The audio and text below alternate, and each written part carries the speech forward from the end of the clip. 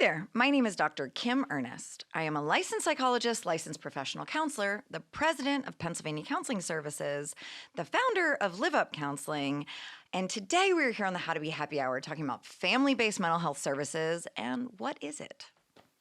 Hi, I'm Rachel Hoffsmith. I am the clinical consultant for Lebanon County. I was a family-based therapist for 5 years in Lancaster County, and I also do a little bit of outpatient therapy on the side. I'm Deb Thomas. I'm the Clinical Director of Children's Services for Pennsylvania Counseling Services here in Lebanon. I am also a little bit of outpatient on the side, licensed professional counselor. And you've been in family-based for how long, Deb? 20 years. I've been in family-based for 20 years. Yep. Hi, I'm Miranda Stickler. I am a licensed marriage and family therapist in the state of Pennsylvania and an AAMFT approved supervisor. I'm also the clinical consultant in Dauphin County for family-based, and I did family-based for a couple of years in Lebanon County as well. Hi, I'm Mel Morgan. I'm the Assistant Clinical Director of Children's Services. I am an LPC, and I have done family-based for about 4.5 years before moving into my new roles. Nice. So we're going to start out a little bit different than we usually do. Usually, obviously, we launch right into a discussion, but I'm going to do a real quick 10,000-foot view of family-based before we launch into some of our different discussion topics here today. So what is family-based mental health services? It's unique in many ways. It's not in all of our different states, so I thought that was really interesting. When I moved to Texas for a while, we're not family-based in Texas, but it is here in the state of Pennsylvania.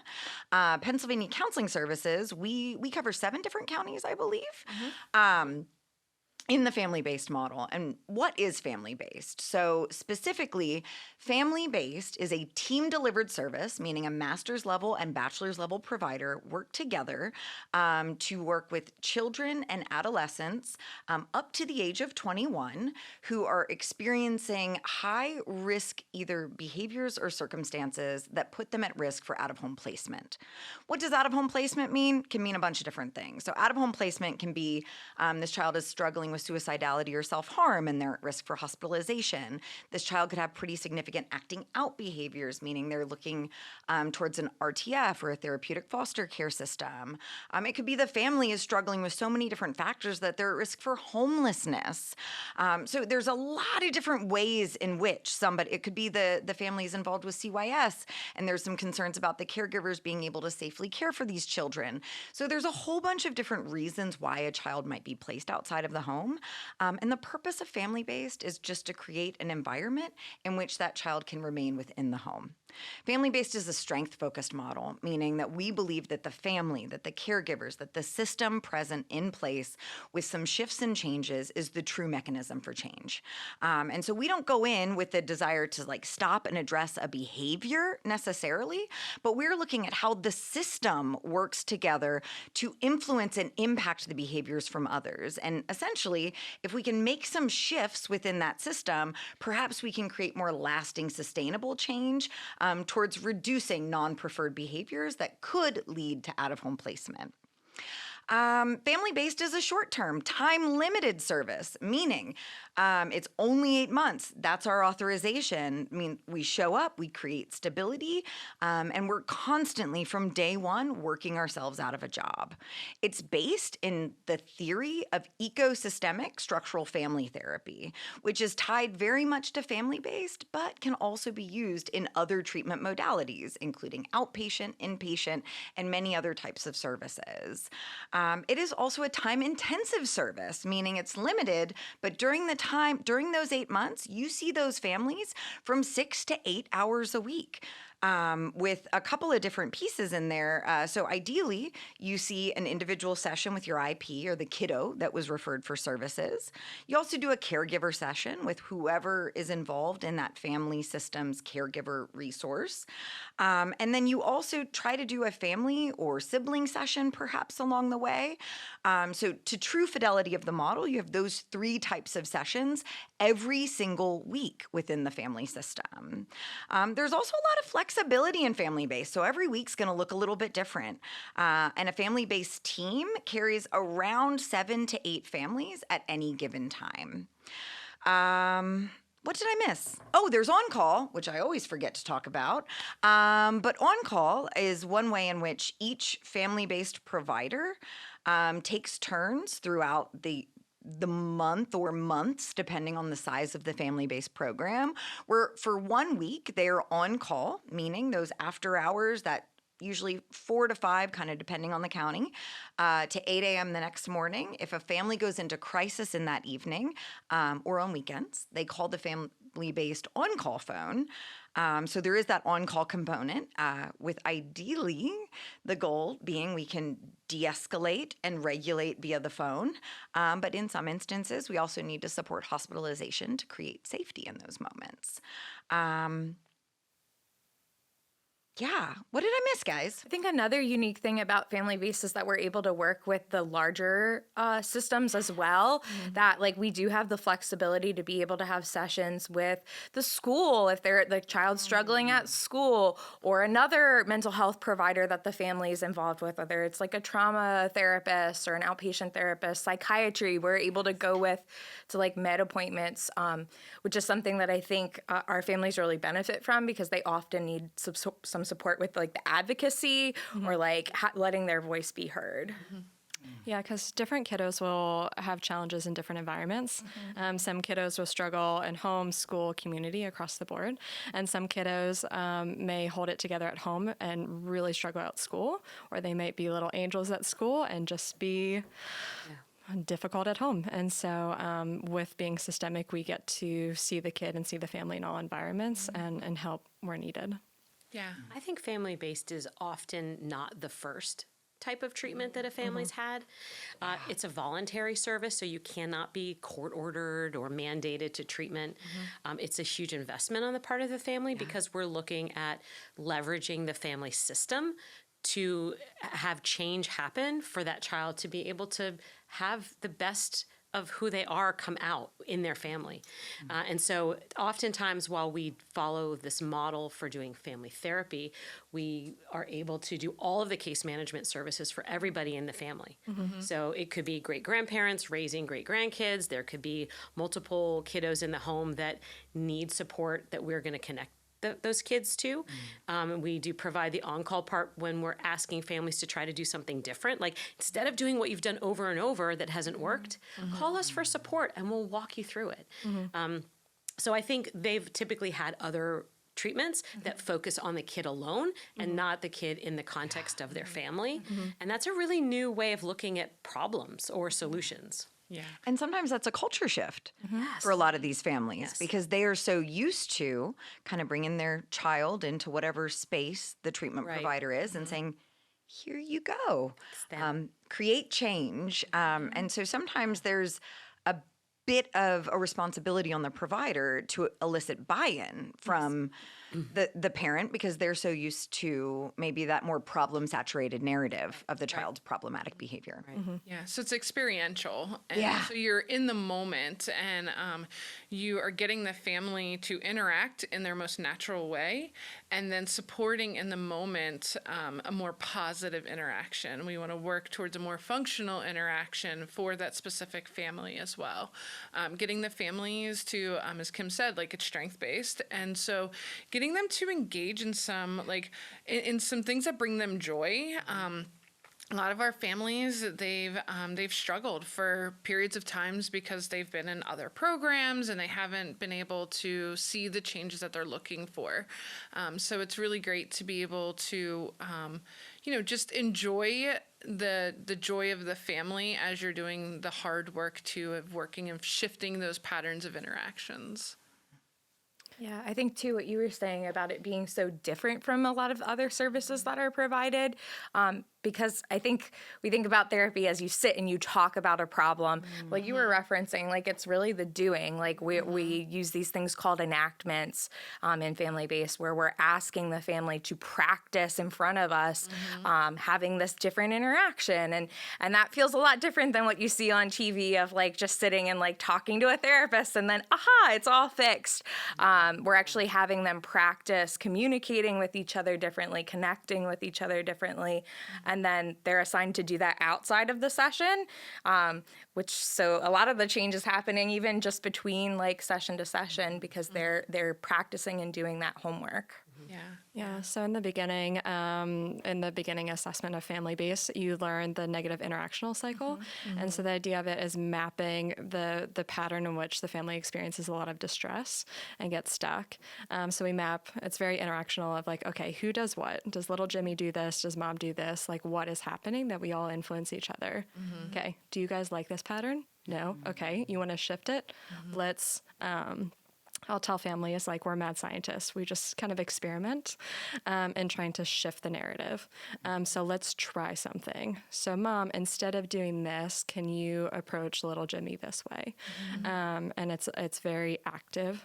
Like you said, it's not just talk therapy. It's very, as it should be, very interactive. Yeah.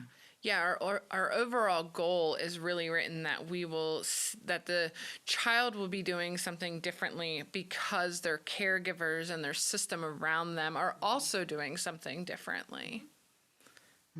Yeah, it's cool. It's a shared responsibility. Yeah, yeah. We all play a role. And I think at the root of the model, and this is for clinicians who are learning about it, we really have to believe deeply that kids belong with their family, that is the best place for them. It might not be functional or working well, and we want to create safety and stabilization, and we want to oftentimes dig deep into adverse experiences that the parents had as kids. And all of our assessments are around understanding what maybe the caregiver never had, so they don't know how to do it. And we can't wait for them to catch up to what maybe they missed, so we're helping them in the moment, in those enactments, to offer something different to their child. Maybe it's just a soothing presence, or it's an ability to let the kid have a meltdown, and mom can sit on the floor with them and be like, it's going to be okay. If she never had that or he never had that, we're helping them do that in that moment. So we're there to help the caregiver be different. That's a great point, Deb. So as part of the assessments, we do a timeline with the family and walk with parents about what their experiences were like. And there's so many times that we help a parent do differently for their child than what was done for them. And I cannot tell you how many times I've said that to a parent, like, look, you are doing for your child what was never done for you, and just tears. It's really such like a sacred and beautiful moment when that happens. Several of you have now said the word assessment. Would anyone feel comfortable like elaborating on that first? Just when you say assessment, what do you mean? Like an intake paperwork, or what are we talking about there? Well, I mean, I think there's a lot of assessments that we do. So yes, intake paperwork. The first session is a lot of kind of what are we there for? It's really about like joining and getting to know the family, and again, like just getting to know them and like their natural patterns of interacting. I mean, you're new, you're in their space, so that your presence in itself is just already in it. Right. As soon as you walk in, how many cats do you have? How many? Yeah, you're assessing already. Deb, what are you trying to say about large numbers? I love them. But yeah, so then over the first 30 days, Family Base really takes an in-depth look into like the history. Like, how do we get to today? How did we, how do we make it to this point? And it helps us to really build a good conceptualization of the family. It helps us kind of deepen that empathy. It helps us join with families. So Deb has already mentioned about ACEs, and Rachel about our critical events timeline, our relational timeline. And then we also have we do a genogram, because intergenerational patterns of trauma and substance use and patterns of interactions and disruptions in relationships. And oftentimes we can see that it goes deeper than just the now, which I think everybody's kind of touched on as well. And then we also have our structural maps. So we kind of take what we see in a genogram and we bring it down into that, like the family system that we're directly working with. And we look at what are the patterns of interacting, what is the function of the interactions, and we draw all this out with the families. We also talk about who is in your ecosystem around you. So we do eco maps. That's the eco part of the ecosystemic structural family therapy. We look at good relationships, not so good relationships, and relationships. I think we could all probably pause for a moment and be like, like sometimes this relationship's good for me. And sometimes this relationship may not be so good for me. And we do that with each family member because, again, the whole family is our client. Yeah, and then go ahead. Well, I was going to say, I'm glad you said relationships because oftentimes what's incredibly unique is being team delivered. So having a co-therapist opens up a whole new world of good, bad, and everything in between, right? Yeah. That your own way of being in relationship plays out with your co-therapist. You can often spend more time with them than anybody else in your life. So navigating that piece, but also being in sessions, there's so many patterns to watch and observe. Having another pair of eyes, another professional there with you, and then processing after your sessions. What did you notice? What did you see? When we talked to mom, did you see how dad stepped out? Did you, and even like laughing or talking about your plans before the next session. And there's so much richness in your own, I think, growth, and being able to help that family make the most amount of change because you have two clinicians that spend more than half of their time together. Yeah. And well, I mean, we have our substance use screening that we do as well, and that's just again to build like a whole picture and to pull in extra resources and supports as needed. We currently only do that for the identified clients, but it is encouraged to have those conversations with caregivers because everybody's influencing the system in one way or another. Yeah, I think it's cool that they're done collaboratively too, because again, when you think of like an assessment, you're thinking of someone like just kind of like writing Talking behind about you behind your the back. clipboard, but we do it collaboratively. So like we try to educate the families that we're working with on like, oh, this is what we're doing, and that we invite them to be a part of it so that they can really have ownership over their own treatment and know, hey, yeah, this is what things look like now, and this is what we would like it to look like come the end of these 8 months. Yeah, so I think that's kind of what we have for assessments. And then we take all of that information and then we collaboratively build our first treatment plan with families. With the client involved, with the family involved, we involve all the systems that are currently involved, whether that's CYS or the school, or we do have clients who are on probation. We really get a lot of good feedback from everybody, and everybody's buy-in and agreement. And sometimes we find that we may not have buy-in from everybody, and then we make that part of our treatment.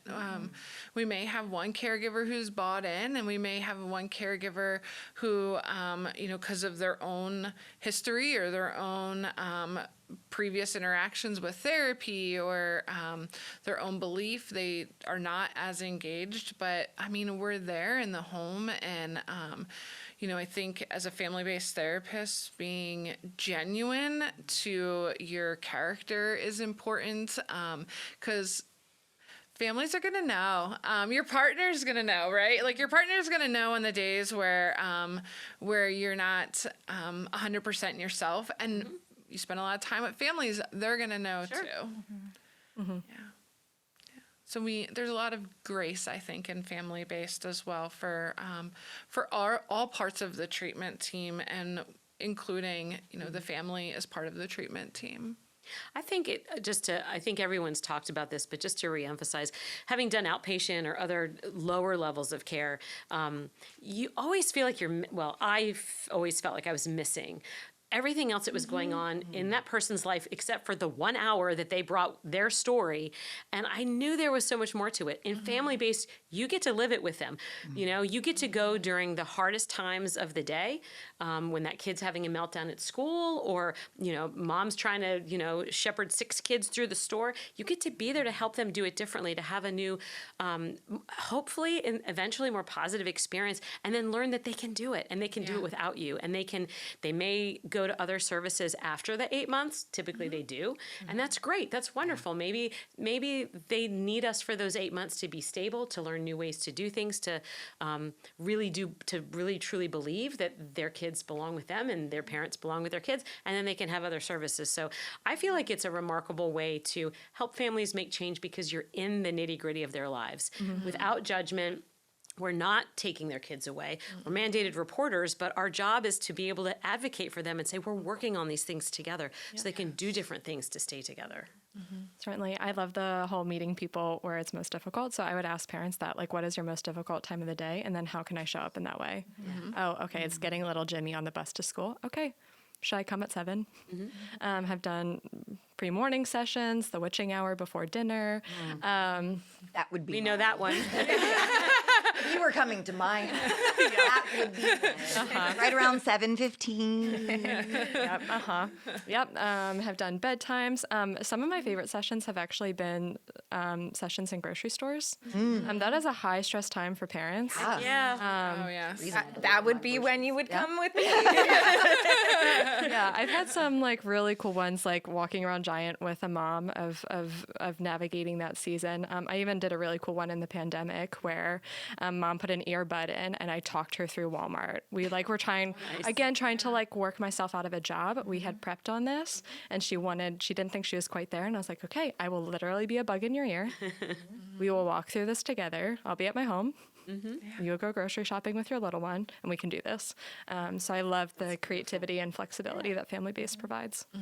I think that's why we see some effectiveness in this program when there's been failure in so many other programs, because we do have that flexibility to like meet you when you're like having the worst time of your life, rather than you just coming to our office the next day to talk about it. I think that does make a big difference. I used to think I hated working with kids, and it turns out I hate working with kids in the absence of their family system. But like, I love working with kids when I can do systemic work.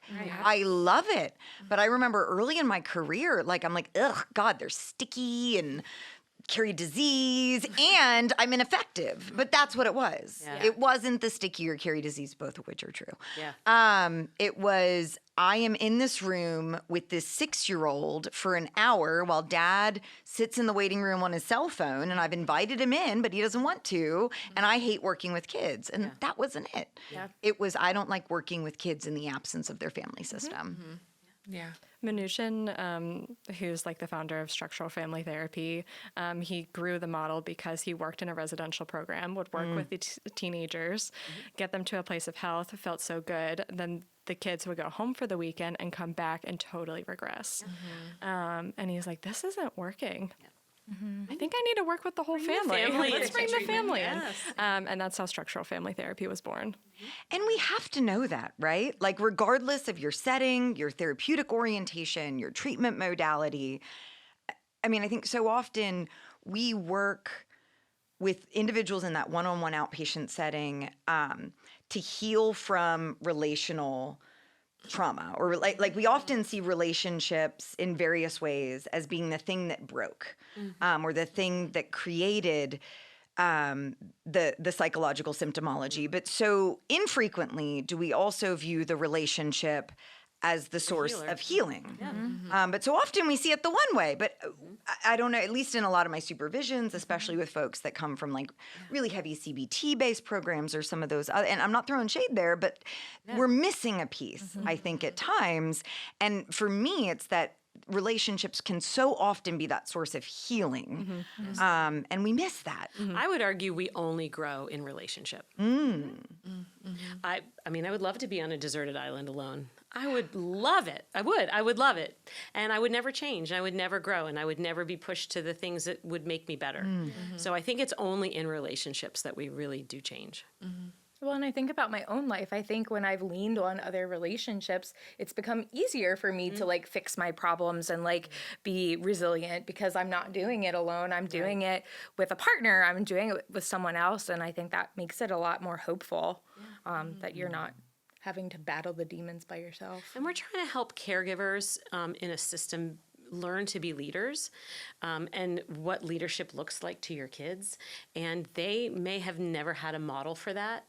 Very often, they're so reactive when their child is screaming in the store or won't put their shoe, any number of things. And so what happens is they don't become anywhere close to the best leader they want to be in those moments because they're dysregulated. And so being able to be there beside a parent and say, it's okay.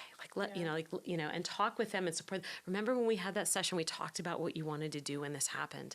I'm here to help you do that. And then we as the clinicians have so much empathy and validate the caregiver that then they can do it with their child. Yeah. And Rachel, you had mentioned about, Salvador Minuchin and kind of the starting of structural family therapy. And Minuchin took people from the streets and they didn't have a mental health degree. They didn't have a bachelor's or a master's degree. And that's why I think going back to just being true and genuine and being curious, our families, they're the expert of their families. We have the model and we have the training, but we really couldn't do the work without the family knowing their family and just being genuine to being genuine in the process of the work that's being done. And so I also mention that because if somebody has ever thought about joining family-based and they're saying, I don't know if I can do this, I'm looking at the qualifications, I'm looking at what the role, what are the responsibilities in the role in the therapy. I joke all the time in interviews, I'm like, it's ecosystemic structural family therapy, and I'm like, I won't quiz you on that at the end, because What are the letters? Right? Because, really, I didn't know what that meant either for the first while that I was here. But true, if you've ever thought about joining family-based and you are not confident in your experience, just being a human who cares and who's curious goes a long way in family-based. Yeah, and I would also say that because it's a relational model, we live that model in how we run the program. So we do things in teams and in partnerships. We focus on relationships. And there's so much support and scaffolding around the clinicians because we all come from our own families. And we may step into a home and go, oh, crap, this is just like my family. And I'm doing the same thing here that I did in my family. So we go to have lots and lots of supervision. And you talk to your family-based co-therapist and all the supervisors and all that's built in to support the growth and development and the health and wellness of the therapist, which helps them create the most change with the family. Yes. Yeah, I think a cool tool we use is we videotape sessions too, which allows the therapist the chance to slow it down to look minute by minute. Okay, what's happening for me here? Oh, look at that nonverbal that I missed. Okay, I think it's a nice tool for therapists to learn and grow, as well as for us as supervisors to be able to support them. Yeah. It's funny, you say that's a really cool part of family. Yeah, I don't know that my staff would say that either. I actually think they might give me some dirty stares for that. and so I think that I want to double down on that for just a minute because as supervisors, we think that's awesome. And as a supervisee, it was awesome and terrifying. As a supervisor, we videotape ourselves. Too. Yes, and we do. And everything I we want to ask double And down it's here. terrifying. Yes. And it's terrifying and awesome. I wouldn't be the clinician I am today. I wouldn't be the supervisor I am today if it weren't for those processes. And I want to acknowledge, validate, and name that it's scary as shit to get up in front of a room of, 10 of your colleagues, even to sit in front of your clinical supervisor and your partner and share tape. Yeah. It takes a level of vulnerability. It takes a level of kind of embracing the suck and putting yourself out there to receive feedback. And I found those spaces to be tremendously effective in deepening practices, even when corrective feedback is necessary. I've never been in a room, and I've been in a lot of rooms where therapists have shared tape. I've never been in a room where that corrective feedback was delivered in a way that was like aggressive or assault or painful. You know, like it hurts to get hard feedback, but I've only ever seen it sort of in that supportive, nurturing, affirming way. And consistent with family-based, we also really highlight the strengths. Yeah. And my experience in that is usually the therapist brings in tape and they're like, this tape is shit and I hate it. And it's awful and I did nothing right and I ruined everything and I'm broken and irreparable and here's my resignation letter. And usually I'm like, man, this is amazing. And let's look at what's amazing. Yeah, sure, you could have said that better. Fine, whatever. Right. But you look at anybody's therapy tape, they're going to make mistakes. And so more often, yeah, there's sometimes corrective feedback in there, sure, or things to consider. But so much more often, I think the therapist walks away actually feeling better about their work and more affirmed and empowered in the work that they're doing. So I know it's scary, but I think it's also incredible. And one of the reasons why I think family-based is amazing. Yeah, I'm a firm believer in like practice what you preach, and so like I think there's a really cool parallel between what happens in supervision with what you were talking about, and then what happens in the session between the therapist and the client of like, oh, we're asking our therapist to be really vulnerable and present something and maybe recognize that they have strengths that they're not recognizing, and then that's what we do, what the therapist does with the family as well. We're asking them to be vulnerable and show up and show things that might not feel super comfortable, but that we are able to recognize their strength in that too. And we do it with a ton of supervision, a ton of training, more training than I mean, I don't know another therapeutic model that has as much training built into the structure, which is why I'm a firm believer that every provider should start out in family-based before going into any other model, because I think that the systemic way of thinking that you learn in family-based will serve you in any setting ever more. And I don't care, like, fight me on it. Fight me. You're going to go become a wedding planner? Great. You better know systems. You better know family how to be systems, diplomatic and in systems. you better know how to know what in-laws de-escalate mean? a situation. Like, I don't One care call, what your you job got it. is. I want to know. ESFT will help you. And so that's where I I'm at. totally agree that the being able to notice patterns, to lead with curiosity, to co-discover things, to ask for people to learn how to have equal. I don't have equal empathy. It's a practice. I have to sit in it and I have to go, I don't like this about this person, this parent, and I have to lean towards them, and I have to have equal empathy for everybody in the system, recognize where that comes from and how to help them find the value in how they can do things differently. And that's why I think as the clinician, we do a lot of our own practice and have a lot of support to do that. Supervisors, we do, there's nothing we ask, I think, of families that we aren't willing to do ourselves. And that means being imperfect and making mistakes and course correcting and owning those mistakes. And I think that also makes it a very authentic way of doing treatment. We're not an expert, as you said, coming in with our clipboard. We're like, roll up our sleeves. We're going to get down and dirty with you. And you're going to get to own and celebrate when things are better. On my 4-year anniversary of being in the job, I made a list for myself of like, how am I a better person because of this job? And it was a long list and detailed list and pretty impactful. There is a vicarious trauma component. In family-based, you see and experience a lot of hard things. And I'm not as innocent as I once was, courtesy of the job. But I, hands down, much better person, much better clinician, and I would do it all over again. When I was leaving Pittsburgh and moving to Lancaster to come here, my mom is friends with the head of BHDS, and she was like, is this going to be like a good job for her? And the head of BHDS was like, this is the best learning you can possibly get in the field. 100% do it. And just watching from the outside and knowing the field in general about the reputation that family-based has. And I'll always hire, like, when I see family-based experience within someone's resume, regardless of the position I'm hiring for, as long as it's not like a week, right? Like if it's a week, I don't know. But like if you've done a couple years in family, like to me, it's like New York. Like if you can make it there, you can make it anywhere. Like if you can do family-based, I defy you to find a clinical setting in which this person will not be successful, because it's extremely hard. There's a lot of scaffolding.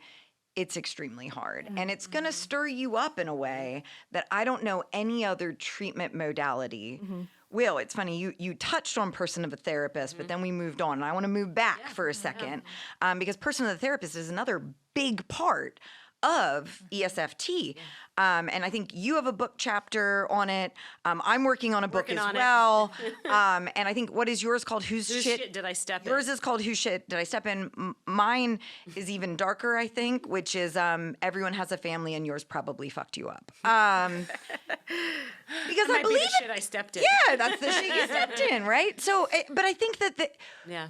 we would be remiss to not acknowledge that a piece of this work is going to be looking at you and looking at your own family of origin and looking at your own current, like so often I will be sitting at home and like my family falls into its same negative interaction cycle. And then I'm like, son of a bitch, here we are again. But like, I'm still in it and I have like lots of degrees and I teach on it. But it's been such a beautiful shift, even in my own thinking. So we can't talk about family-based without acknowledging that you're going to have hard days, and it's not because of the clients. Yeah, it's because it'll activate in you all kinds of things. It might activate a sense of, I have no idea what to do. It might activate sitting with somebody as they process a recent trauma, or it might be the horrible agony of children and youth removing a child. And you're holding that mother up who's losing her child temporarily, hopefully not long at all. There's so many relationship ruptures. You know, I don't know if this is some sort of, I don't know where, but it seems for me that things have happened. There's like a yearly cathartic breakdown I have over some tremendous grief I have around something that's going on with all these referrals we're getting. Like all these kids are coming and they've been in placement and they're little, like 6, 7, 8 years old. And I think about, and so I'll just have this breakdown and just pure to the model, I have a lot of support and a lot of people around me that I can go to and they'll know what I'm going through. But to hear all these ruptures for kids, you know, it touches on a lot of things for me, or teenagers. Now that I have teenagers, all these stories, I'm like, oh, here we go again. I didn't escape it. You know, now I'm hearing about all these things with teenagers, and it kicks you in the gut a lot. But quite honestly, I think I wouldn't want to do anything else. Why I've been here so long, because it keeps me growing, and I keep leaning into the things that are hard or uncomfortable, and I see it help and make change for people, like real deep change, and for those kids' lives too. And for ours, like as people in the field, if you sometimes don't know, well, whatever happened to that family? And maybe you see them in the community and you're like, they're all out at the store together. Look at that. Nobody's having a meltdown. You're like working around the corner, like do I see I that? saw it, yeah. I see that negative interaction cycle emerging. No. Yeah, I mean, I think too, you know, like there's the clinical work and the amazing experience you get out of the clinical work, and then there's the training. And so your education doesn't just end at the end of your education. And so for the first 3 years in family-based, you're enrolled in our full-time training program, which is in-house here at Pennsylvania Counseling Services. The Pennsylvania Clinical Training Institute. We have a logo and a T-shirt. Yes. And a cup. And a cup. I made a cup. Yeah.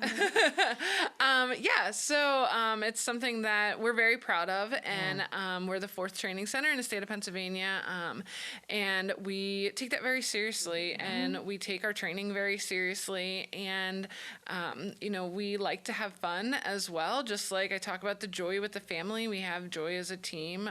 We connect on that level as well, and everything that we do in our training is something that you can then take out to the work that you do with the families. So you have ongoing training and the opportunity to become a certified family-based therapist, which is super cool. It's a credential that you can get just through, you know, your everyday work that you do with the families and the community that you're working in. I think the training piece is one of the biggest distinctions between family-based and other settings. And I don't think it's just the overall, like, quantity of training, but I don't think there's a better quality training. Like I know a lot of our outpatient clinicians will come in and they will start a number of different directions with it.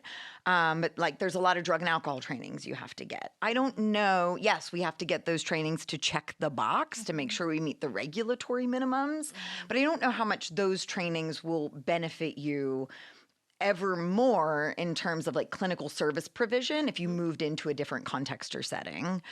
Right. I think that in family-based, that's the type of training that can follow you. And I had I actually had a team that were both leaving to go different. They were both going into private practice.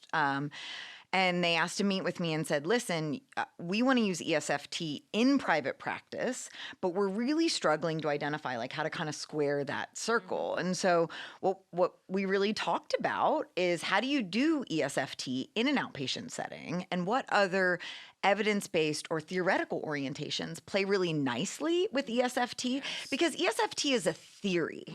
Right. It's not necessary, and it's a model, but it's not a curriculum. So there's flexibility to it. And I think sometimes the fact that it's not a curriculum really frustrates some people because they want, give me my manual. I want my manual. I want my script. I want to walk in. This is session 1. This is session 2. This is session 3. But systemic work doesn't work that way. But it plays really nicely with a lot of manualized treatments as long as you're conceptualizing it through that systemic lens. I think our training is, I'm completely biased to say I think our training is remarkable because, yes, we're learning ecosystemic structural family therapy. Built into that is attachment, attunement, being trauma-informed, being evidence-based, learning about substance abuse, learning about resources, learning how to write treatment plans, all of the different topics also require clinicians to be active and engaged and not passively absorbing somebody talking at you. So everything that we do, I feel we're very congruent with the model. We, a lot of the other components like our FSS funding or ways to link people to the community, engaging them with other resources and services. We do that with them so they can do that when we're gone. So we're learning how to be good case managers. We're learning how to be good therapists. But I think pulling all those pieces together with a training program that picks topics based on feedback from what staff want to learn about is really unique. And I think you're not getting the same sort of cookie cutter training year after year. You're getting things that are very relevant. You're getting things that are very, I'm not a research person. You're a research person, Kim.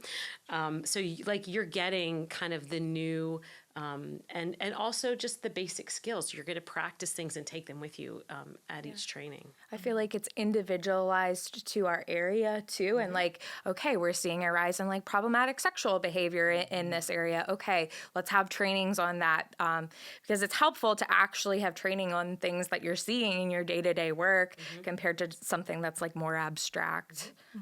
I also see it as protective when it comes to stress and burnout. Yeah. I think that when you don't know what you're doing, that's stressful. And especially when you don't know what you're doing and a child's life is on the line. We need to lead, really high. This is not a service for the faint of heart. If you're going to lose your bananas when interacting with a suicidal teenager or a suicidal child. How many incident reports do we get where it's an 8-year-old that says, I want to die, and they mean it? That's different. Says, I don't that care. changes you on a human level, right? And the parent says, I don't care. That changes you. And so without the scaffolding of training, I think it's not okay. But with the scaffolding of training, you can encounter those things and develop competencies within them. And you're in a community. I was going to say that. Go ahead. Nope, go for it. Okay. I think something that I like too, yes, there's trainings like going to headquarters, doing a training, but there's so much training during supervision. Yeah. I love group supervision. I always have. I learn through real life experiences and stories. And I feel like most people learn in a relatable, relational, storied way versus here's the formula. Particularly people that are drawn to this field. And so In group supervision, we have a team present on a family, so everyone can kind of give feedback and watch video. And I have received so much effective training from watching my colleagues and be like, oh, their client reminds me of my client. Okay, we got this from here. I'm going to apply it on Tuesday. Here we go. So just that community is so helpful, and just the feedback when it was my turn to present for people being like, hey, you did this so well, or hey, do you see, I think you missed this. What if you try to do this? And that community while learning is invaluable. Yeah. Yeah. Agree. I mean, I think that's part of the greatness of working in a team too with a co-therapist. Like, you're going to encounter really hard situations, and it's nice to encounter that when you're with somebody else, that you can like regulate together, you can support each other through it. Whereas in an outpatient setting, a lot of the times you're encountering those things on your own. Yeah. So as far as like like what you were saying before, Kim, about like this being an invaluable learning experience, like I think having a co-therapist makes this a really unique place to start your career. And you get to process that in real time because you are Yes. driving from, client A to client B. And so you can talk with your co-therapist, processing it in real time and planning ahead and doing that, versus in my outpatient work, I can see 6 clients in a row and I get to the end of the day and I'm like, I don't know what happened. Yeah. And I don't want to talk about And it. I can't really talk to anyone about it, And so that camaraderie of your co-therapist is so invaluable. Yeah. Also, the ability to intentionally practice, right? And be able to practice saying the hard things. Mel, are you and- referring to role playing? Yes, I am. call it But we that don't anymore. call it role Intentionally plays anymore. Is that a curse word? I love to Intentionally curse. practicing. But yeah, so you get to practicing the hard stuff Yeah. before being in real time, which in outpatient, unless you're gonna intentionally practice into An empty chair, mirror maybe. or right, it's you say a lot of hard things in family based, things that maybe you never thought you would ever have to say, right? And then so you stumble over your words when you don't really know how to say it. But then in supervision and in training, you get the opportunity to put the pieces together so you can go in feeling more confident. And then the family can feel more confident in how they then apply that to their own family system. And even just the being able to bounce off your partner is so helpful, and how to say something. And that's where people's personalities could be fun coming into play. I once had a male cynical co-therapist, and sometimes he would say something and then I would come in with my little nice person politician way to say something, and then there was other times where we'd bounce off and I would say something too flowery, and he would come in and say it more directly. And so The slap and soothe method. Yes. And so it was so nice to play off different personalities with a co-therapist to meet what the family needed. So it's, so great to have that. Yeah, and different family members join differently with Right. different people. So it's nice. I know I've had experiences where I do a really good job connecting with the child, but my partner did a better job connecting with caregivers. And so we're able to use each other's strengths in that way too. Yeah. Yeah. Sure. Because although it's team delivered, you do, 40% of the time you do work individually, and you get to do that individual work. And like Miranda, you said, you get to really join. Certain family members will join well to you. Sometimes as supervisors, there's also the opportunity to provide the support for that therapist to grow and tell them hey, move closer to the caregiver maybe that you're having a hard time connecting with, or sit in the space with the child through their experience in order to get that other lens, while not having to sit in the full space with everybody all at one time and trying to absorb in a really short duration of time too. What's great about family base is we're there 3 or more times a week. And so, we're human, we're going to have ruptures and we're going to have missteps, and you get to go back pretty quickly and try and repair them. And oftentimes we're very successful in repairing ruptures because we have the opportunity to build such a great foundation to grow off of. What would y'all say if there was a individual that was saying, like, I think I want to be a family-based therapist, and you and I are meeting a lot of those folks right now, and one of them most recently was really cute. They said, well, how would I prepare for my very first day on the job? And I was like, I don't know that I have an answer. And they're like, well, I was Googling and I found this book on cybernetics. Is that it? I was like, no, definitely not that. Yes. How would you all have answered that question? Because mine was like, not that. Is there a great book? There's a couple. There's no like fantastic ones out there right I'm now. a big believer in your own distress tolerance. I said, do your own therapy. Get your own therapist now. Which is great, but in the moment, what you have at your disposal is an ability to practice tolerating things that are uncomfortable, prepare for them, prepare to be uncomfortable and to breathe through it and to remind your autonomic nervous system that you're not going to die and that you have support and that what's happening for your client is not happening to you. I think there's an appeal. This is my nature, but there's an appeal to be uncomfortable as a way to grow for me. I think people are drawn to work with families not because families are super tidy and organized. They're crazy and chaotic and messy. So know that and explore within yourself, what do I need to do to be able to tolerate that? And to not come in and over problem solve or tell people what to do or come in and say, what you need to do is clean up this, this, and this and get your shit together. That's not therapy. So being able to tolerate something, to go slow at times and to be compassionate in how you confront people at other moments, those are a lot of the skills that I think become very, very valuable. I would say like have a really good connection to the purpose of why you want to do this in the first place, because that's what's going to be what carries you through some really hard times that you're likely going to experience, maybe even on your first day, something that's like totally off the wall or something absolutely crazy. And if you're really connected to that purpose as to why you chose to do this in the first place, I think that brings, at least that's brought me a lot of like grounding and hope of like, okay, nope, there was a reason for all this. I knew what I was signing up for and I did it for a reason. And Know your why. know your why, make sure.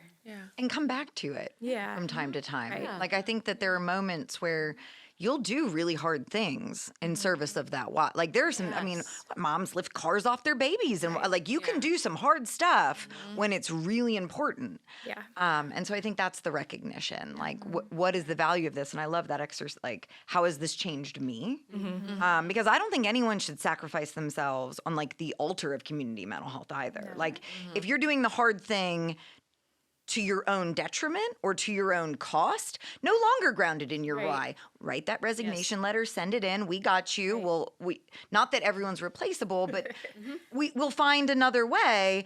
And you shouldn't sacrifice yourself in this manner. But if the why is, I'm going to be a better parent in my own right when this is all done. I'm going to be better at distress tolerance. I'm going to have a really solid understanding of a theoretical orientation that will serve me across contexts. I'll be better at serving families and couples, which outpatient therapists suck at. I say that nicely, but I mean, true, like, people are afraid of it. It's hard. We're not great at it, except you LMFTs, which there aren't enough of you. We're probably doing ESFT anyway. We're probably. But grounded in that, too. Like, that is where the secret sauce is. I don't know that it's, if you're burning out, if you're not sleeping at night, if you're not eating, if every Sunday night you're crying for hours because Monday morning is coming, that's no longer the place to ground in your why. That's the place to fall back and care for you. But the why is important. Yeah. And a good sense of humor. Yeah. I would say a good place to start is in your own reflective practice. So, looking at your own family system, looking at maybe some pieces that that you've been avoiding, or pieces that still, like, maybe you should look to getting your own therapy, and just you don't have to have it all tied up nicely into a neat little package, but like being willing to take a look at your own stuff, in supervision, there's a very like kind of thin line between supervision and therapy, and as therapists, sometimes it's hard to stay on our line of our side of supervision, but just being willing to look into your own kind of story leading up to this point, and then how you will continue to write your story when you're working with other families. I think that's the whose shit did I step in for me. It's usually my own. It's usually my own shit. And so if I'm not aware of that, or I don't have the support to be like, what activated me the most about this was mine. And so maybe I'll go to my therapy to process it, but it's in my co-therapist points it out to me, or, in supervision it's pointed out to me that, oh, that's what that had a really big reaction to that. And maybe I didn't have that reaction in the session, but I had it internally. So I think it's very, very attractive to get into a field that continues to grow you in that area. Yeah, I think building off what you both said, sometimes people are like, okay, who are the people that make it in this job and who are the ones that don't? And I don't think it's about where you did your schooling or what kind of family you grew up in, because I've seen a lot of diversity in that and colleagues who have been really successful in the job. I think it's knowing yourself. And I think, I'm blanking on her name, the professor at Stanford, the growth mindset and fixed mindset. Oh, yes. I know. Yeah, Yes, her. I know what you mean. Sure. Yeah. Carol Dweck? Yes. Did I get it? I think Maybe? so. Yeah. Ish. Yeah. Yep. Her. She has a great thing about fixed and growth mindset. And I think people that have a growth mindset do much better in this job than fixed. If you cannot be adaptable, Yep. if you can't take feedback, if you are a pass or fail person, Yes. Uber rigid boundaries. uber rigid, Hard. Yeah. it's hard. Those people really, really struggle on the job. If you have a growth mindset of like, I will continue to grow, I can receive feedback, this is not a pass or fail, it's not a performance thing, those are the people that tend to be much more successful in the job. That's interesting. I like that. I was thinking more along the lines of like courage or grit. Because my head went to like, you talked about reflective practice, and and you talked about like identifying that, but also having the courage to go back and look at the thing, and that's really hard to do, especially with a clinical supervisor that someday you're going to want them to like sign really important papers for you, or like just that positive presentation management. Like, you're my supervisor, I want you to like me. Like, that's a really normal process. And so, do I now come in and tell you that this dad like totally gives me the ick, or do I come in and say that this mom is like pissing me off? Like, can I do that? Can I tell you that I'm having this reaction to my co-therapist, that when they speak in session, my entire spinal column just tenses up and I'm just waiting for what they're going to say next? Like, can I bring that to supervision? And like, yes, I should. But I think there's also that you have to be willing to take that leap a little bit, that courageousness. And I think that's very much tied to that fixed versus growth mindset. Yeah. But I think it's courage to come back. I think the first thing I wrote on my list of how the job has changed me, I think I said I was braver because of the job. Because you were just, it's a little bit of baptism by fire. You just get thrown in. And so if you can make it and have that courage and have that grit, I think it will make you even braver. Yeah. And I think that coming back, like, you don't know what you can tolerate until you tolerate it. And I think so often when you're being asked, like, Dan Gilbert is the big affective forecasting guy. He wrote the book, Stumbling on Happiness. Great book if you've never read it. But Dan Gilbert's big thing is like, oftentimes we really overpredict how much something negative will impact our own happiness. And we really underpredict how sometimes really little things can really improve our mood and decrease our suffering. And we just really suck at predicting how different things are going to impact our internal world. And I think you don't know what you can tolerate until you tolerate it. And then you come out the other side and you've built that resiliency muscle in a way that, I mean, you and I have talked about this ad nauseam. Like, how do I assist you in tolerating suffering without allowing you to suffer? And I don't know how to do it. You don't. I've never. You suffer, and it won't end things for you, and you will notice in the next moment you're not suffering, and you'll plan because you'll know it will happen again. And then you'll suffer again. And then you'll be okay. Yeah. I mean, I think it's the not being fixed on, being so attached that I will know how to handle every situation when it comes up. We can't predict every situation, and instead we focus on we're gonna build your ability to tolerate that when that moment happens. Number one, ask for help. Yeah. If your partner's there, lean on the family. Let the family, you bring the therapy to the family. They are their resource of change. So we let the family do the work. And so I think that knowing that it's going to suck at times and it's going to be hard at times, but really we're sitting with a family in their real growth. And that's where I think supervision's nice about like the reflecting back on things. We were in a supervision together where the team was like, they were like so pumped because this kid finally started to talk to them. And I think it like gave them motivation for like months to come. So I love how you talked about don't undervalue or you said it well, like the impact that a small win can have can be really big. A kid who talks to you, a parent who says, love you, buddy. Like, oh my gosh, when that happens, we start to watch and wait for those moments. It's pretty cool. Yeah, it's a real high risk, but real high reward job.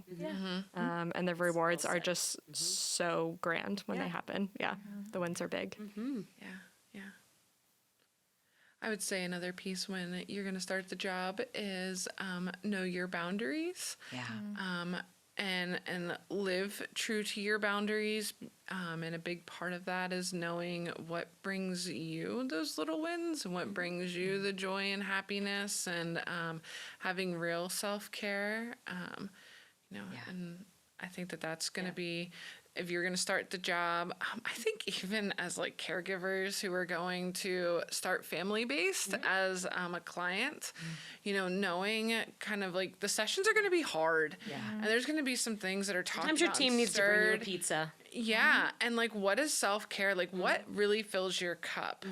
That's important too. And if you don't know, be prepared as a clinician that that's going to be built into your supervision is figuring out not one vacation a year. That's what I'm guilty of. But little tiny micro moments of pausing during your day, because sometimes it feels like the days are just roll into the next. Because when it's poured in from supervisor to supervisee, then there's something for the supervisee to then pour out into the family, and then the family can pour into their children, which ultimately I think is all of our goal is to help the child develop in the best way possible. I think there's also that creating space for the grief along the way. I remember when you had your last baby, when I was covering for one of your team, your big team supervision, and we were talking about burnout and how everyone's having a really hard time and this and that. And I said, well, how often do you guys cry in your car on your drive home? And like people looked at me like I was like a hydra with 1,000 heads. They're like, you cry in your car? Like when I was at your phase of development as a clinician, I cried in my car at least 3 times a week, like often to my mommy. I've cried to your mommy. Yeah, you cried to my mommy too. But often to my mom. Like I would call my mom on my drive home, and that's when I covered a bunch of different counties. It was my first foray into problematic sexual behavior or sex offender work. Like it's a lot. And like the way you start out sex offender work is hi, my name's Jake, and I had sex with my 8-year-old son. Like that's how they introduce themselves. They lead with their offenses. It's not ideal, but 20 years ago, that's how we did it. Very shame-based. So we don't do that anymore. Good news is we've pivoted quite a bit. But I remember like driving home, like just sobbing on the phone with my mom. And then meeting with your staff, and they're like, oh, we don't cry in our cars? That's not professional. It's like, of course you cry in your, well, then where do you cry? Do you cry in the shower? You don't cry at all? No, false. I think you gotta cry in this job. You gotta let the bad stuff in. And if you only like gloss over it while also having those boundaries to recognize it's not happening to you. You can grieve the state of the world. You can grieve the shitty thing that happened to this person that didn't deserve it. You can grieve how the world is unfair, the resources aren't there. If only you had X, Y, and Z, the story would be different, but you don't, so you can cry about it. But it's also not happening to you. And so you can't be selfish and make it about you either. And that's a weird balance, but it's a necessary balance. Yeah. Yeah. Yeah. Yeah, there has to be ways to learn about boundaries in a different way when you come into family-based, because we've had some clinicians, newer clinicians are coming out of school, or they're coming from an outpatient. They're like, oh, you give them your cell phone number? Like, and we're like, oh yeah, we have like a funny, it's just family-based, you know. But I think, Or you can get a Google Voice number Yes, if of you course. want. Get a Yes, Google there's all Voice kinds number. of creative Get a ways, $20 track phone. get a burner phone, Yeah. and then when you're done, Burn it. I do think so learning and understanding those boundaries, and how it's a different type of treatment. We have severely emotionally sometimes people are like, I can't believe that. I'm like, why are you surprised that is how that family presented to you? Right. Do you not remember they're the client, we're the, Right. So sometimes there's this amazement, and it can be just really grounding to return and return again to, oh, I need a boundary here. Oh, I need to we're not texting. So like you can have them, you can prepare for them, and then you need reminders pretty often. And so I think that's sort of, we know that, and it's sort of baked into all the support that you get as a therapist here. Yeah. Yeah. You have a big team around you. It's your other therapists, it's your partner, it's your supervisor, it's your program director, it's all the like other training built-in, cohort. Yeah. right, all the other built-in layers. When I'm doing interviews and I'm meeting, new clinicians, new potential clinicians, and they're like, so what happens when I'm out and something is happening? And I'm like, you open up your phone, or, you look at your phone and you call your supervisor. If they aren't available, then you call the next person in line. Then you call the next person in line. Then you call the next person in line. I'm like, there's many layers, because we've all been there, right? And even if it's like, I'm not there in the moment with you, I think we can all draw from somewhere in order to provide the best support. So I think that's one thing that I really love about family-based is I never felt alone. I wasn't alone in an office, not knowing what's next. So yeah. Yeah, there's plenty of times where I called a partner or a supervisor or just any of my colleagues. I'm like, hey, I need to cry in the car. Can you talk me through? Hey, can you preach truth to me? I'm really discouraged. Or can you give me a pep talk? Because I have to set a hard boundary and I'm real nervous. Yes. Yeah. And so, that's so true. It's very communal of a job. Well, and it's a job that's really hard for people who haven't worked it to understand. So I think it's really important when you have those phone calls of, okay, I'm going to just talk and you just listen because I know you're somebody who's going to get this. It's kind of like the camaraderie of like first responders, like the police force. And I know there's a ton of differences, but I've kind of like, hey, no one else understands our job. And so there's like a special bond that we have because you get it. Yeah. Yeah. Exactly. Yeah. I can remember a time where things escalated really quickly at a house. I was there by myself. I called my partner. They weren't available. I called Deb. I don't think you were available. I called our program director. They weren't available. And so I just started calling therapists. And and I got a therapist. And she was like, take a deep breath. And like I realized that I had not Stopped breathing. yeah, like I had not taken ready a to breath pass out. in like, the last 10 minutes. And she really just like grounded me and made me realize that like the situation for me was scary because I was sitting there. But the situation wasn't really wasn't as scary because like given the circumstances around it. And like I can remember that to this day because I remember how important it was to like just know that I could call anybody at any point in time and I'm going to get somebody, and just know that like they're going to give me what I need because we've built such close relationships. Like she knew me and knew, like me within supervision and me within my practice, and knew what I needed in that moment because we spend so much time together between supervision and training. What would you all say is the very best part of family-based? I can start with the experiential part of it. Gosh, I really just loved, I kind of started on this too earlier. I just really loved finding that joy and spending those moments of fun with families, playing games, playing basketball, getting out in the community, seeing the kids' wins.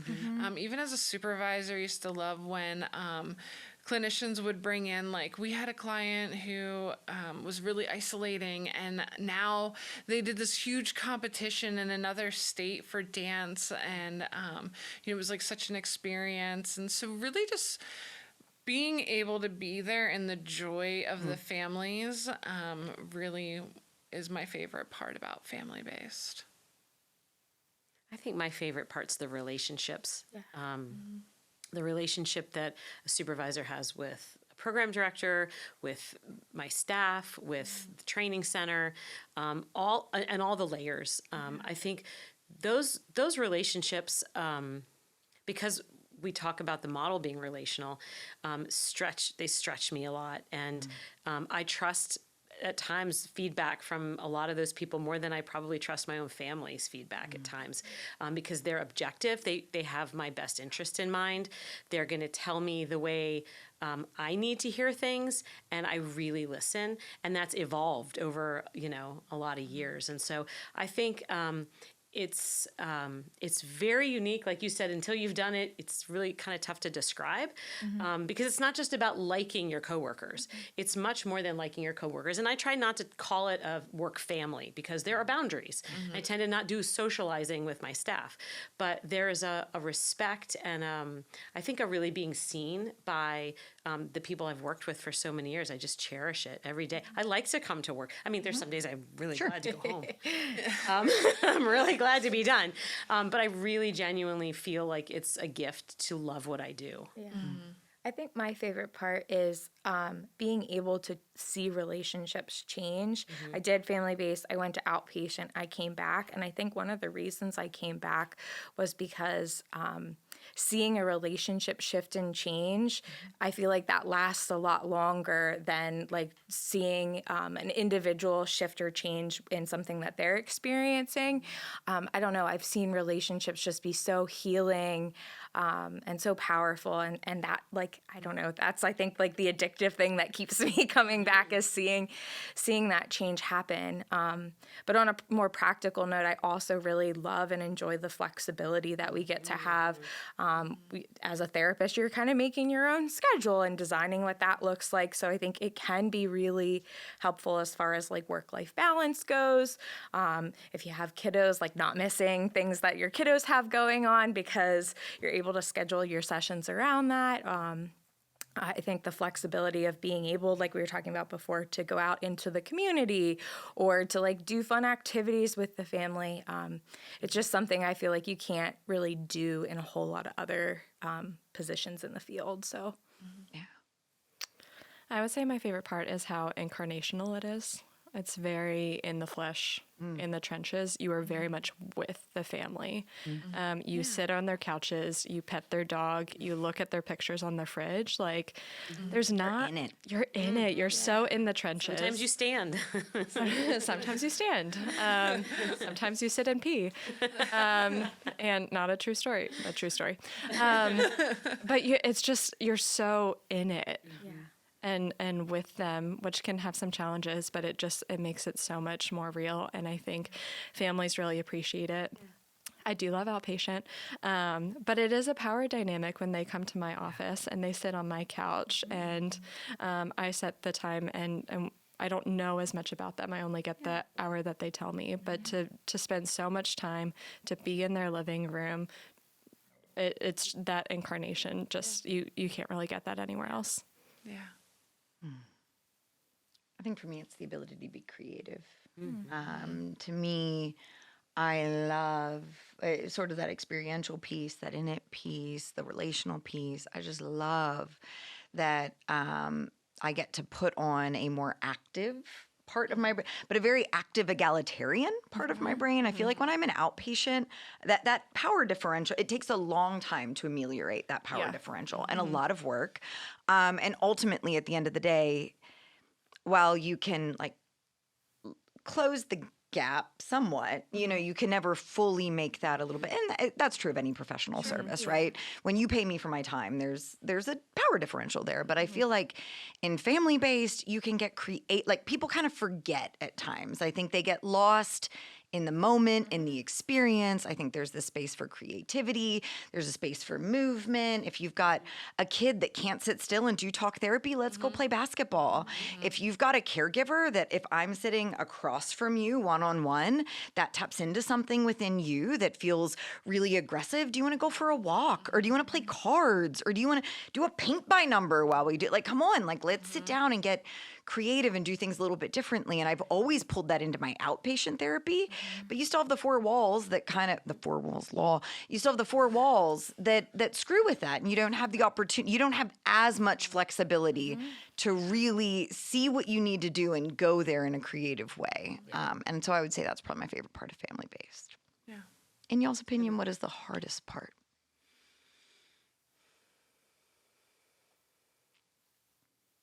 I think for me, it was always being able to keep those boundaries. I think I would always lower boundaries from a good intentions place of like, man, I care about these people. I want to help them. And so with the flexibility, I think it pairs very well to, oh yeah, like I can do a session at that time, or oh yeah, no problem. Like just send me a text with that. And like, I think that can really quickly become a slippery slope. So for me personally, when I was like doing the actual therapy of family-based, it would be holding the boundaries and making sure I was staying true to that. I think for me, it was losing families prematurely when you could see so much potential and just losing them prematurely in the process. I think two things come to mind. One is because you're studying systems, it's hard to turn that off. And so when I see the injustice in the system around families, around just societally, I mean, go as global as you want. Yeah. I'm just bombarded all the time with the inequities and the injustices and this family able to do this because they're fortunate and have this, resource or privilege, and this family does not. And navigating that is very, very painful. Because I know my power is really limited. Yeah. And so that's a tough one. The other one is my favorite part is also the most difficult, and that's the relationship. It's, relationships are about attachment style, and they take a lot of care and nurturing, and they bring up all kinds of shit all the time. And so I think I love it, and it's probably at times the hardest part.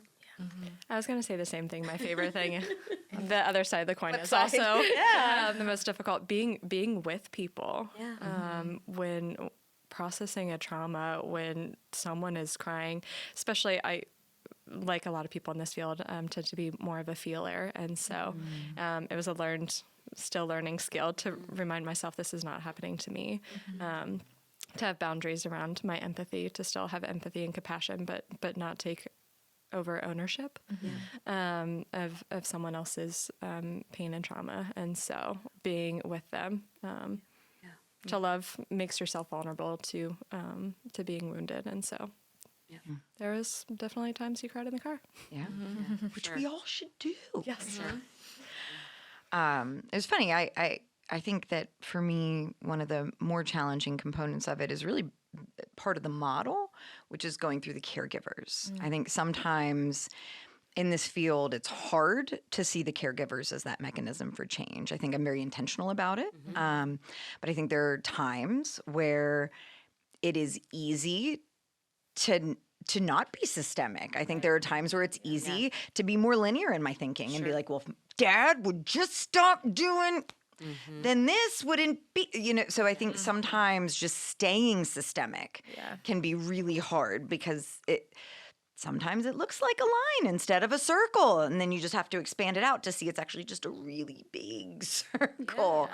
But it looks more linear. And I think another part of the model that's challenging for me at times, and connected to that working through the caregiver, is that I want to just go to the kid. Yeah.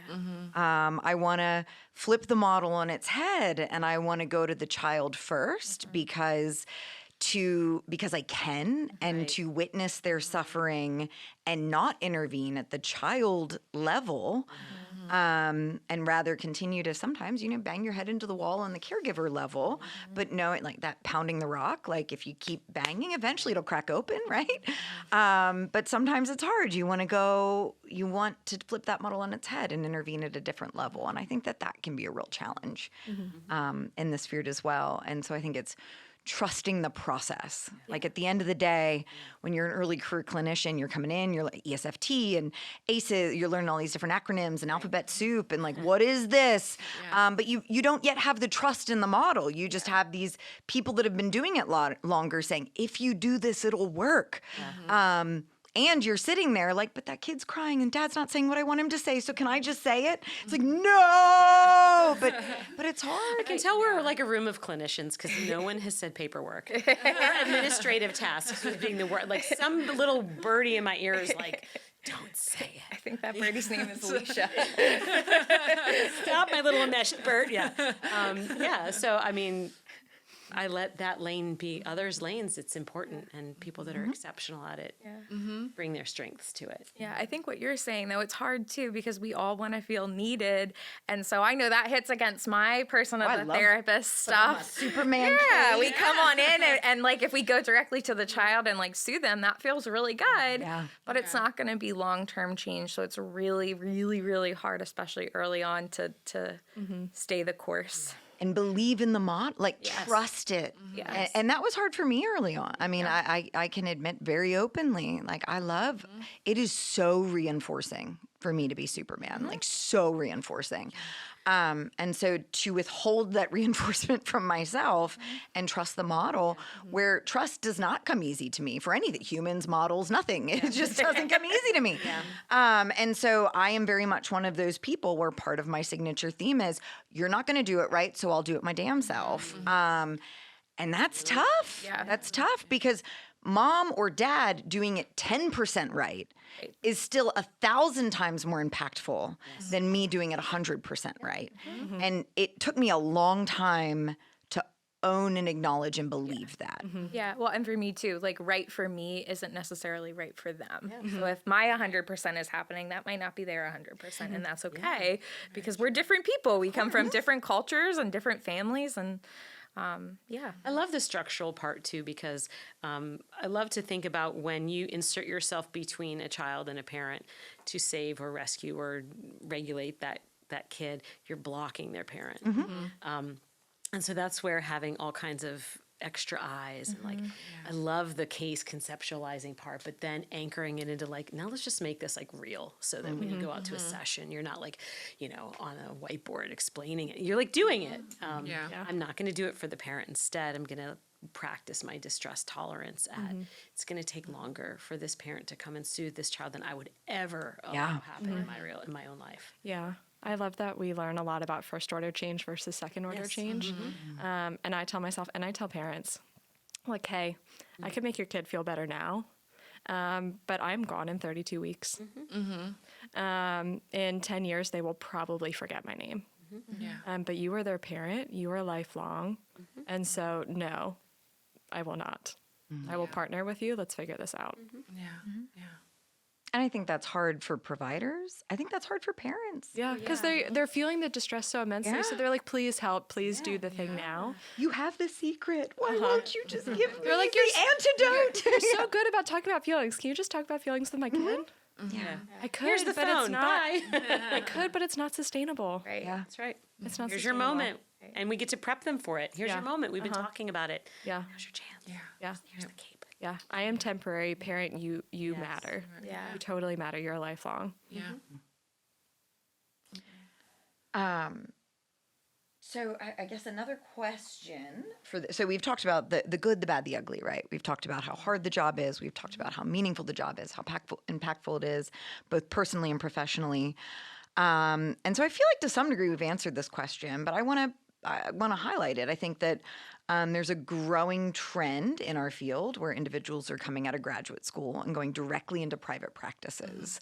And I think that's risky on a whole host of different levels, not just because I'm community mental health. But if I went and saw an early career clinician in a private practice, I think there's more skills you need to get beyond graduate school. But so why should someone who's just graduating early in the field, coming out of a master's or a bachelor's degree, what would be your response to why somebody might be a better fit to starting in family-based versus a model like a private practice model that isn't going to maybe be as challenging within that moment? What would be your rationale for recommending somebody begin in family-based versus anywhere else?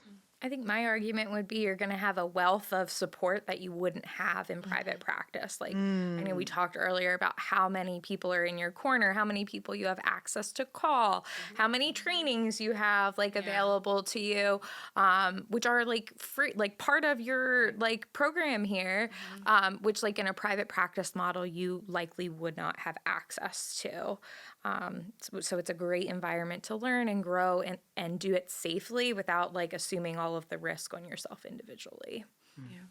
Yeah, I would definitely say training. That would be my selling point. Like you said, like one, like we pay you to attend training instead of you paying us to attend training. And it's really invaluable, right? And so you will take that with you forever. I think specific to what we do in PA counseling is that we have our own in-house training. And so like Deb, you had touched on this earlier too about how we really shape our trainings to the feedback.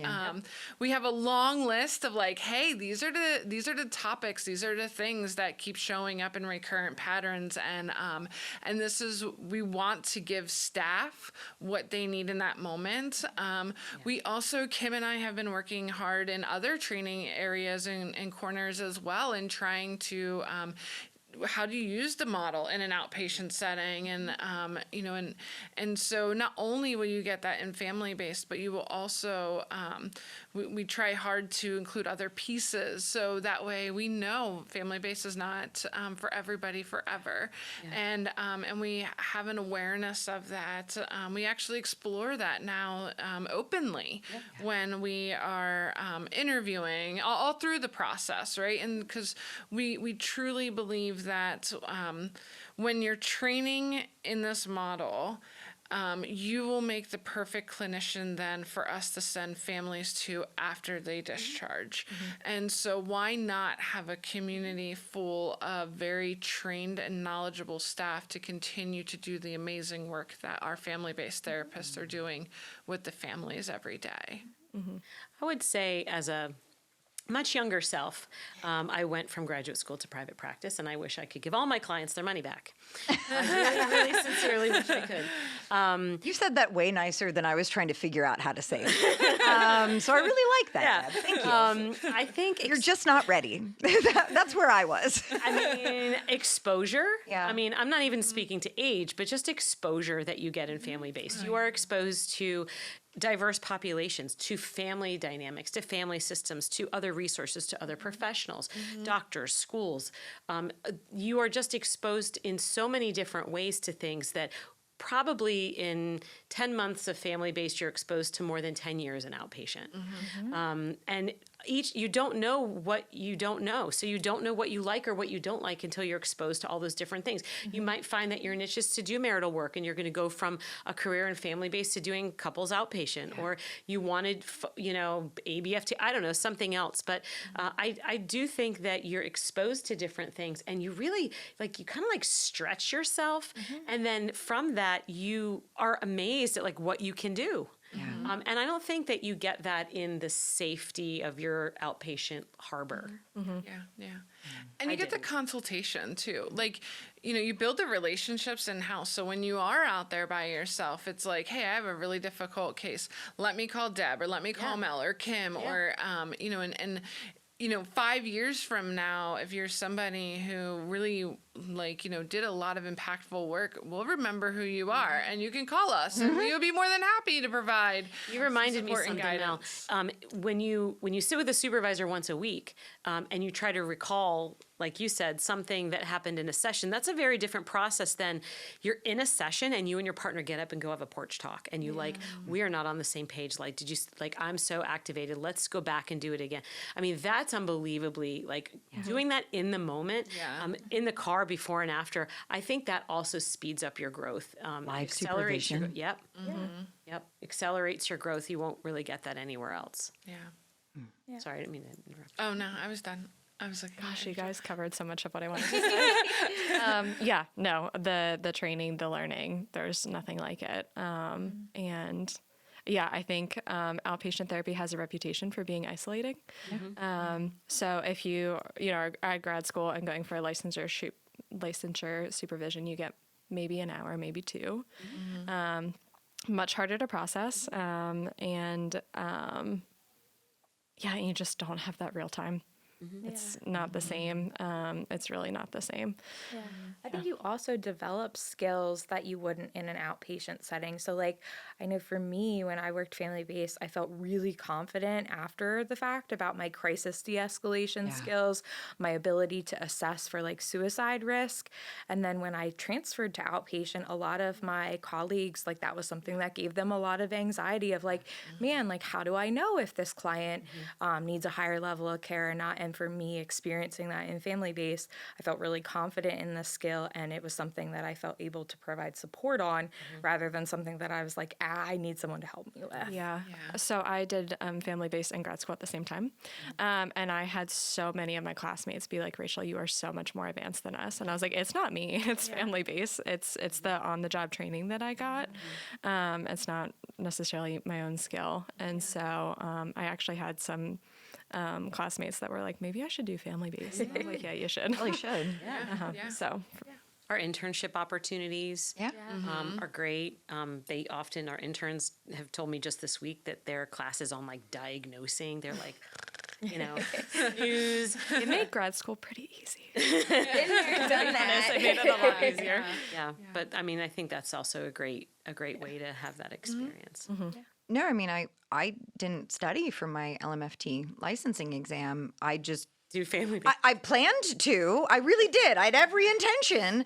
And then I rescheduled it so much that they were going to make me pay my money again. I was like, well, I guess I'm going. And I think I studied one day in total and then maybe lightly listened to a few podcasts along the way. And I passed. So, I mean, I think it really is it's practical, it's applied. If you're going towards a more systemic approach, there's just a lot of heavy benefits there.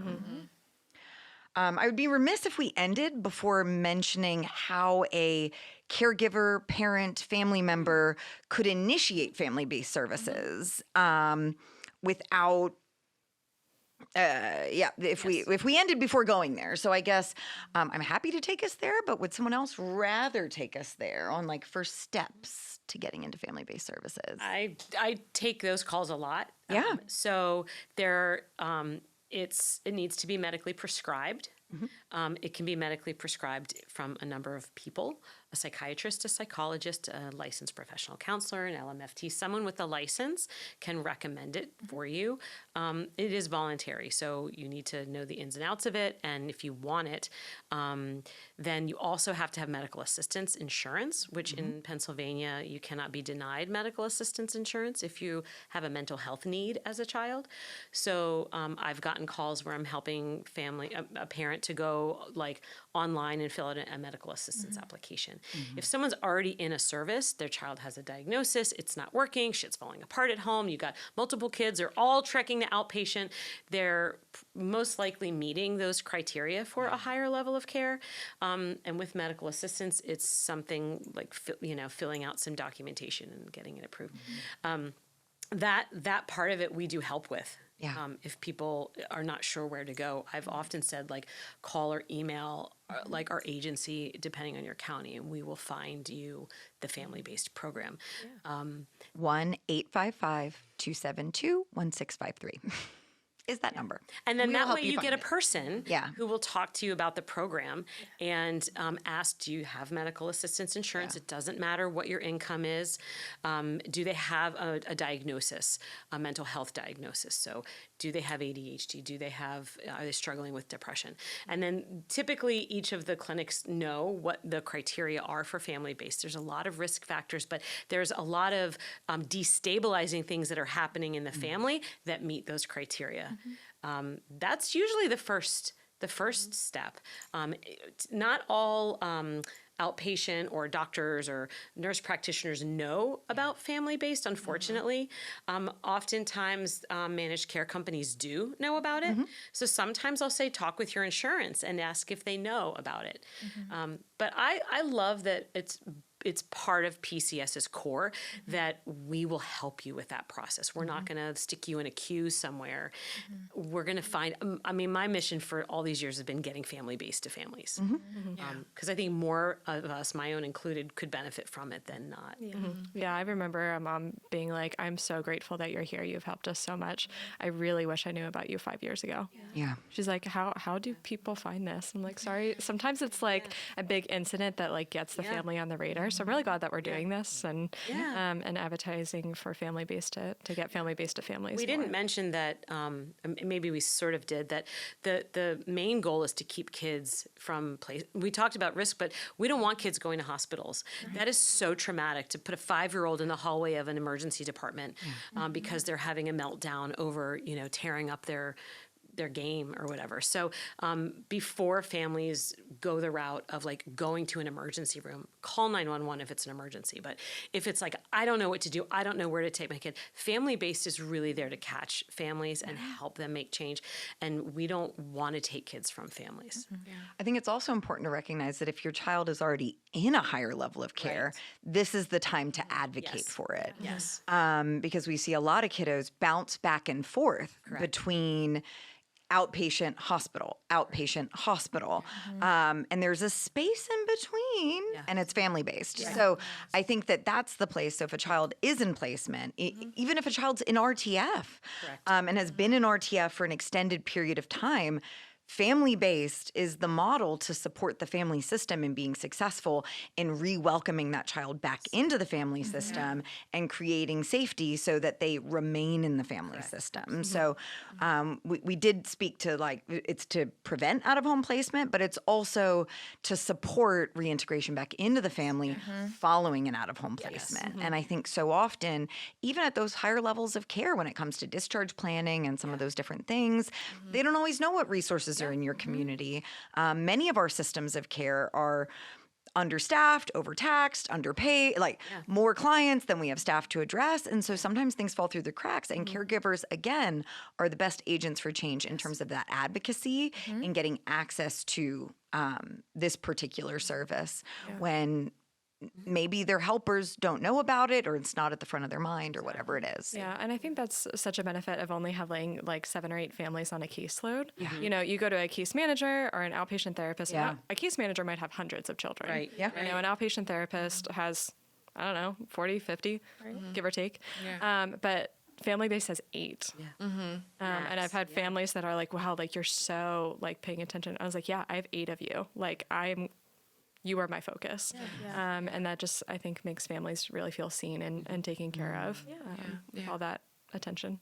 Yeah. So, we can get referrals, like you're saying, through like outpatient or through other providers and our primary care physician. But also, like if your child's been to the emergency room and have been seen by crisis, and you would like to try that in between route, Kim, that you were talking about, of going to family-based and prevent that out-of-home placement, give us a call, as well as schools. So if you have a relationship with the school, or there's somebody that's a point of contact in the school that you would want to start the conversation with, that would be a way to also connect to family-based services.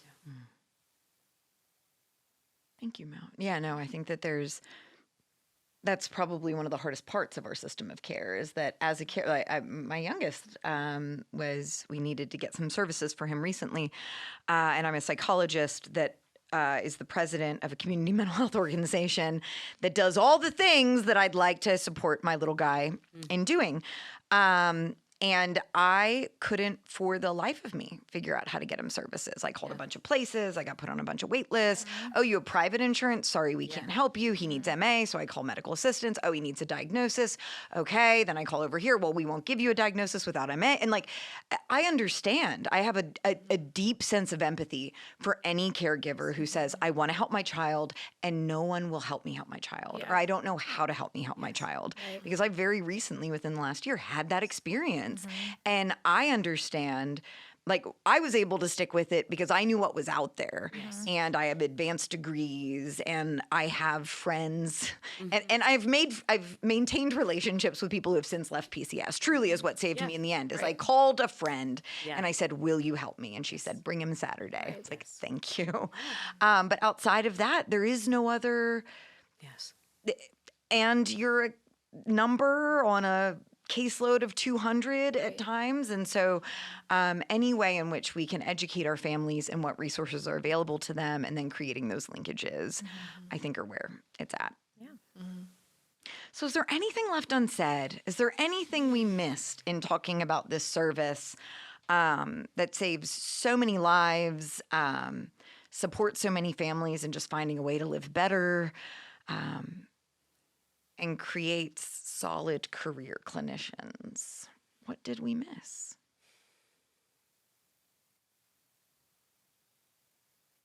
Maybe just the opportunity to contact us. I think, truly. We have openings. Yes. I mean, truly, if it's something that you're not 100% sure is a fit for you, have a conversation about it.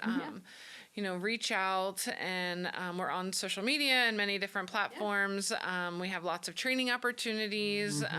Attend our trainings and connect with us.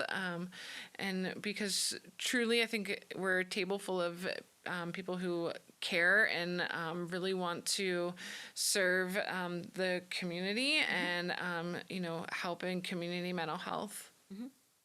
And I think especially you, Mel. I mean, you go above and beyond. I mean, we were joking before we turned on the camera here today that you were sending people to other agencies closer to their home to find them the perfect fit for their next job. I was like such a dream manager. I think if it's a parent or someone who really feels like I really do want this. This sounds really great. I don't know what to do.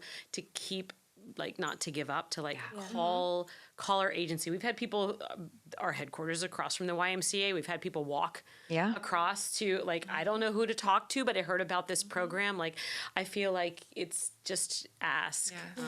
And stay with it. If someone's like, oh, there's a wait list, stick with it and talk to a person who will help guide you. We will. If you're another provider and you're like, hey, I've heard of family-based, I've only heard family-based is a long wait list. Well, that's shifted and that's changed. And so reach out and, talk to us about clients, talk to us about families. We're always more than happy to connect with you as well as connecting with the family to make sure that we're getting the word out there about family-based. Anything else? I keep thinking about human bodily functions. Does anyone have a great family-based story to send us off? Anyone wanna? All the stories we told before we started. Hip waiters. A good de-identified narrative. I don't know. So many. So many. You have to be in the family-based world. Yeah. And Then we'll tell you're you our all stories. the juicy goods. It's like Fight Club. That's right. We're not going to That's talk right. Not about it talking about otherwise. it. Well, then, thank you all. Thank you for joining me here today, talking about something that everyone is clearly knowledgeable and passionate in. These are my favorite kinds of panels to lead. And thank you, listeners. In terms of our upcoming episodes, we've got a couple coming up. So one of the next ones is all about multi-systemic family therapy. So I sent out an email and said, we're doing one on family-based. And our MST supervisor's like, I want one too. So we've got MST coming up, which should be phenomenal. We also, I've been joking, we've done a lot of really heavy topics topics. I'd like to get back to some of the lighter topics that we sometimes bring to the How to Be Happy Hour. And I think it's going to be on that show on Netflix, The Gentleman and Family Systems. Because if anyone's watched it, there's some great systemic themes in that particular show. And a man in a giant chicken costume. So it doesn't get any better than that. So thank you so much. Again, I'm Kim Ernest, and this is the How to Be Happy Hour.